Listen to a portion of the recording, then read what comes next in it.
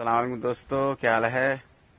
तो आज हम लोग जा रहे हैं, ये तौकीर भाई है मचकुरी का और एक तौकीर सेम नाम है सप्टिया का। तो इन लोग का कोई रिश्तेदार है, तो तौकीर का बोलता है कि सन भाई है, गांव वाला है। हाँ। तो हम लोग को आज दावत किया है दोपहर का खाने का।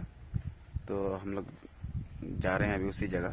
तो देखते हैं क्या बनाए है और कैसा हालात है उन लोग का, थोड़ा और जानकारी लेके आप लोग को बताते हैं। चलो ठीक है, चलते हैं। Okay bye. आदमी से बेटे तो साथ आओ बताओ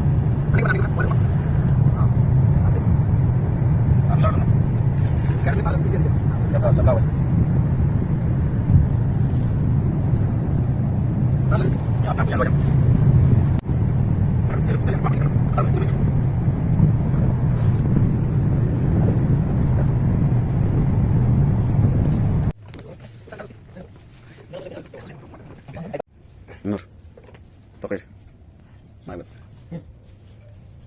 देखे ला सबला अपना उधर घर से ते ये साल के हमारा मुलाकात करो आए ते खाना वाना खाई लो। माशाल्लाह खाना वाना अच्छा बनाए। बहुत बहुत शुक्रिया भाई। थैंक यू भाई साहब। बहुत बहुत शुक्रिया। इंशाल्लाह फिर मुलाकात होगा। इंशाल्लाह। चलो ओके।